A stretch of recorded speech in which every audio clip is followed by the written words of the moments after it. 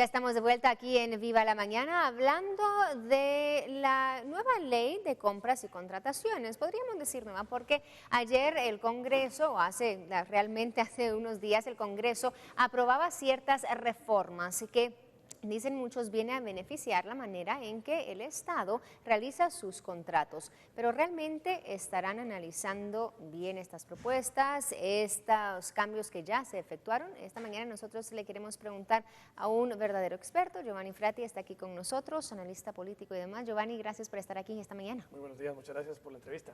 Bueno, Giovanni, entonces hablemos un poquito de los cambios que se dan a la ley de compras y contrataciones, que es una de esas leyes que en recientes meses cobra relevancia en nuestro país, junto a la ley electoral y de partidos políticos. Sí. Se aprueban estas reformas. Hagamos un breve repaso de qué incluyen estas reformas. Sí, digamos, para hacer un poquito de antecedentes para la audiencia, ¿verdad? Hay, en las compras y contrataciones del Estado hay un gran problema, que es que hay muchos contratos que no se han pagado y hay muchos contratos que se han hecho de manera ilegal o no hay contrato prácticamente, ¿verdad?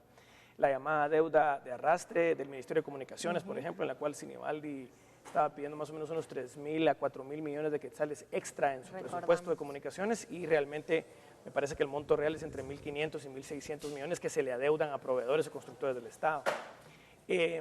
Digamos, hay dos escuelas de pensamiento, ¿verdad? Una es que la descentralización de las compras y contrataciones genera corrupción, y otra es que la centralización en un solo pagador, digamos, que es una de las propuestas que estas enmiendas tienen, va de alguna manera a desentrampar el proceso de pago.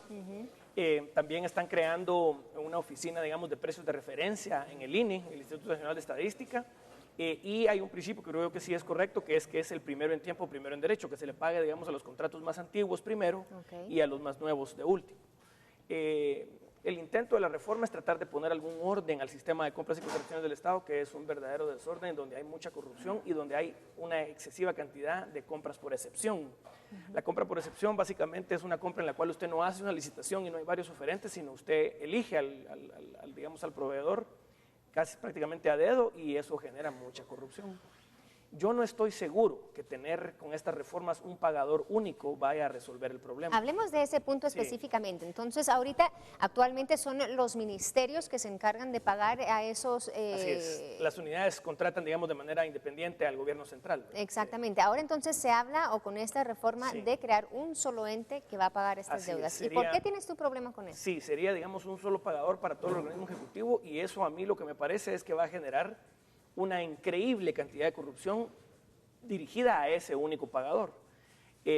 No es que no haya corrupción en este momento, digamos, a los distintos entes que contratan, digamos, cada ministerio hace sus propias compras, pero entonces yo lo que quisiera ver más en el proyecto de ley es sistemas de control a ese único pagador, porque es darle demasiado poder a una sola persona, a una sola oficina de gobierno que va a pagar todos los contratos del organismo ejecutivo, que estamos hablando prácticamente de 60, 70 mil millones de quetzales de presupuesto. Entonces, yo quisiera ver muchos más pesos y contrapesos y controles para esta persona que va a hacer esos pagos.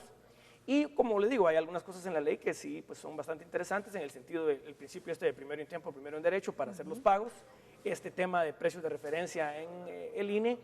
¿Y cómo funcionaría eso, Giovanni? Explícanos. Sí, digamos, me parece que los que han propuesto la reforma se han basado en algunas oficinas similares en Chile. En Chile hay más o menos unas 200 personas en la oficina de precios de referencia, digamos, del Estado, que están constantemente viendo cuáles son los precios de mercado de los distintos productos y suministros que el Estado necesita: cemento, medicinas, papel, maquinaria, etcétera. Y entonces con eso hay una, digamos, valoración cierta con la cual contrastar el precio al cual el oferente está ofreciendo, digamos, su producto. Y también hay un mecanismo de subasta inversa, que es que el precio más bajo es el que gana. Eso me parece que son aspectos positivos. Pero yo no miro en el Estado de Guatemala la capacidad para verdaderamente controlar a un único pagador. Eso me parece que no es una buena idea. Creo que sería mejor dejar, digamos, que cada ministerio haga sus compras.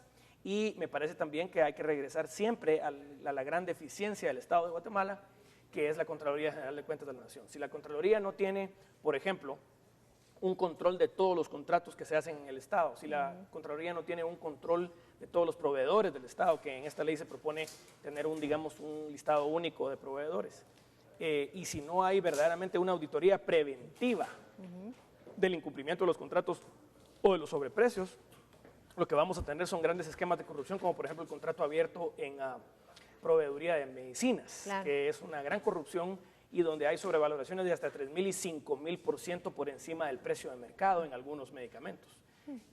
Ojalá y entonces ahí sí el Ministerio Público y la CICIG enfoquen sus, digamos, capacidades de investigación a esos contratos y lleven a la cárcel a esos contratistas que han verdaderamente vilipendiado el presupuesto del Estado con contratos leoninos, ¿no? Johnny, otra cosa que hemos visto, bueno, es que los diputados y los funcionarios no podrán ser contratistas, es parte de lo que dice la ley, pero Sí. también dicen que Sí. los familiares de diputados sí podrán Sí, ser eso es una contratistas. aberración. Es contradictorio. Sí, eso es una completamente. aberración total. Ningún pariente de ningún diputado ni ningún alcalde debería tener ningún contrato. Si no, miremos, por ejemplo, la corrupción en Chinautla. ¿Qué hace Medrano cuando se ve casi, digamos, destruido por ir preso? Pone a su sobrina de alcaldesa, hace la propaganda con el apellido Medrano, digamos.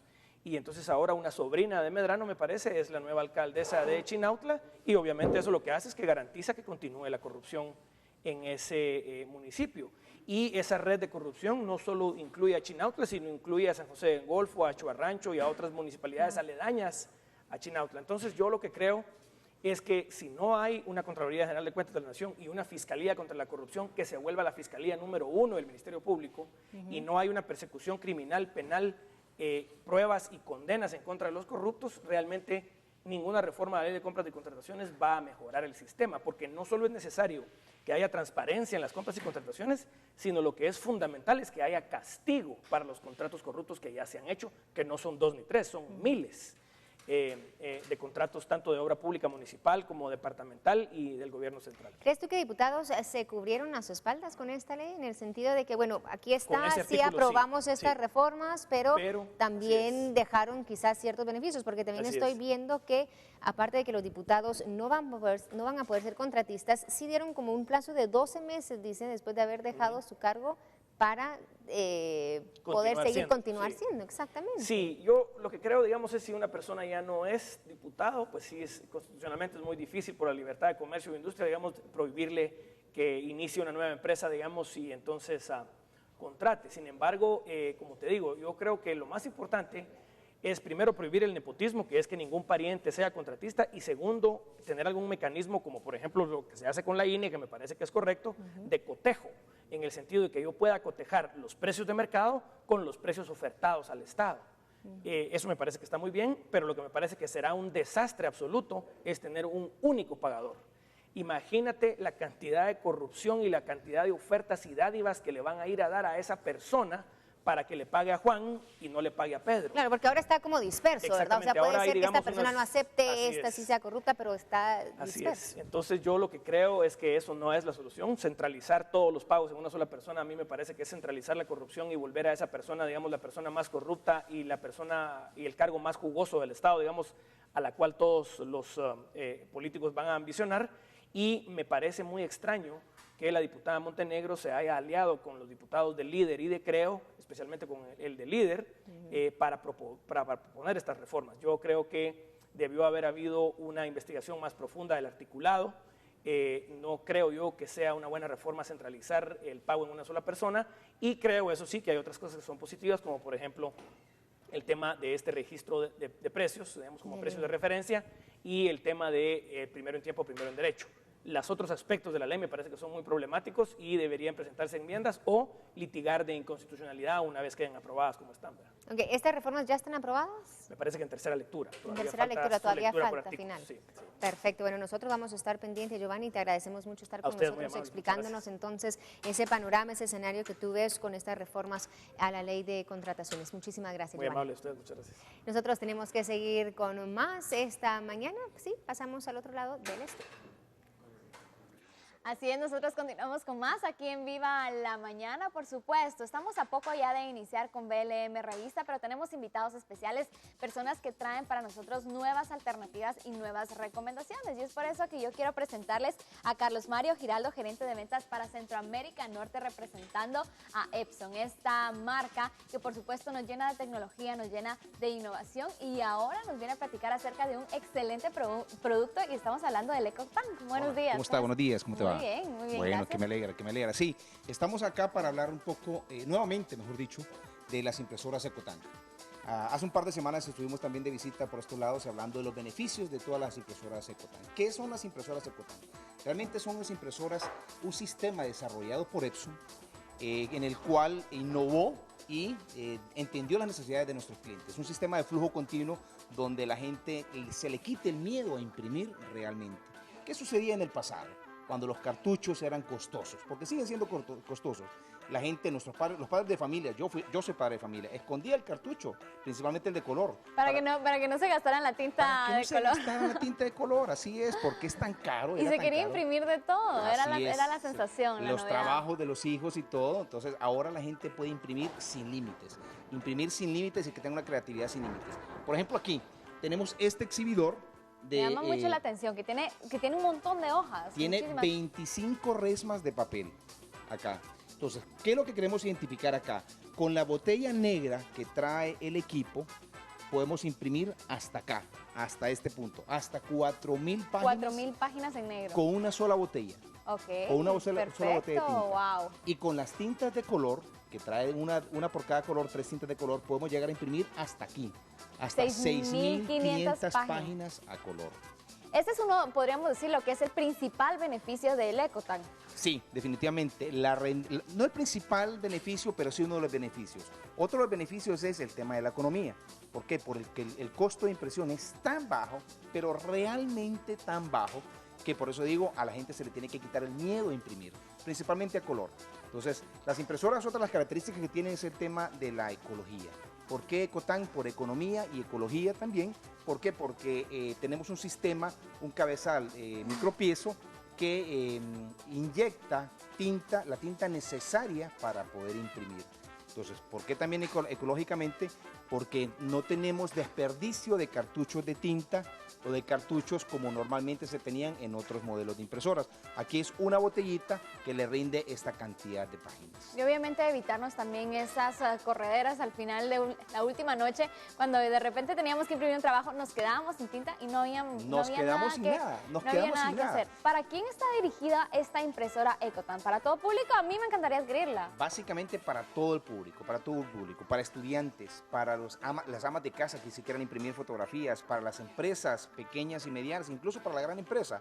Aquí tenemos muchas empresas aquí en Guatemala que tienen uso de nuestros equipos, porque también tenemos equipos solamente monocromáticos, hay a colores y hay monocromáticos. Una característica de los monocromáticos es que solamente se imprime en negro y podemos imprimir hasta el tope de esta cantidad de páginas. Wow. O sea, el rendimiento es muy grande, muy grande. Realmente el beneficio es que, como mencionaba, rinde mucho esta impresora Ecotan. Obviamente nos ayuda en la economía familiar, nos ayuda en la economía también en las empresas a nivel laboral. Para todas aquellas personas que están interesadas en encontrar estas impresoras Ecotan, ¿dónde lo pueden hacer? En todas las computiendas aquí en Guatemala, en todas las computiendas hay supermercados, también grandes cadenas de supermercados que venden nuestros equipos, hay tiendas enfocadas a la venta de electrodomésticos y hay tiendas también enfocadas a la venta de artículos para oficina. En toda parte o computiendas alrededor del país la pueden encontrar, insisto, alrededor del país. Y no solamente las impresoras, sino que también las botellas originales de tinta. Las botellas originales de tinta, perfecto, me encanta, muchísimas gracias por esta explicación. Yo creo que más claro no lo podríamos tener. Tenemos hasta 4.000 páginas en negro por set de tintas incluidas y 6.500 páginas a color. Definitivamente es una gran ventaja para todos ustedes, obviamente una ventaja que solo Epson nos puede dar. Así que, Carlos Mario, muchísimas gracias por esta información. Seguramente pues va a ser